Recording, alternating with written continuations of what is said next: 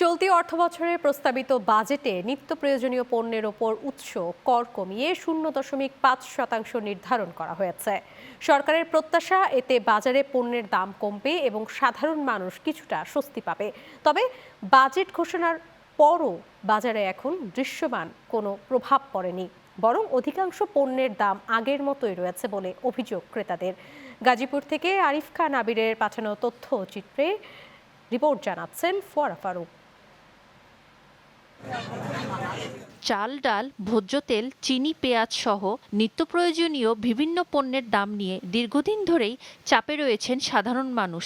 এমন অবস্থায় বাজেটে উৎস কর কমানোর ঘোষণাকে ক্রেতারা ইতিবাচক হিসেবে দেখলেও এর প্রভাব পড়েনি বাজারে। সবকিছু যদি বাজেটে কমে তাহলে তো সাধারণ মানুষের সব দিক দিয়ে ভালো হয়, কৃষকের ভালো হয়। এদিক দিয়ে কেনাকাটা সবাই সবকিছু কিনে খাইতে পারে। সাধারণ আমরা মানুষ দোকানদারের কাছে আসলে পরে দোকানদারের দাম কম রাখে না।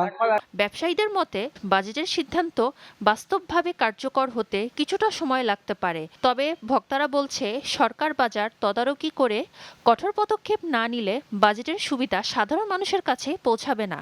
কমাইছে এটা যদি নিয়ন্ত্রণ থাকে, আর কিছু সিগারেট লোক আছে এটা যদি সরকার দেখে, আইন শৃঙ্খলা বাহিনী, ঠিক আছে, এগুলাই আমার সরকারের কাছে আবেদন। দাম কমাইছে কিন্তু দেখা গেল যে এটা কমাইতে কমাইতে 6 মাস হয়ে যায়, তারপরে আমাদের দোকানদার ভাইরা এগুলা কমায় না। নিত্য প্রয়োজনীয় পণ্যের দাম কমলে তবেই স্বস্তি মিলবে জানিয়ে ক্রেতারা বলছেন, বাজেটে শুধু কর ছাড় নয়, প্রয়োজন সঠিক বাজার তদারকিও। ফোয়ারা ফারুক, চ্যানেল 9 নিউজ ডেস্ক।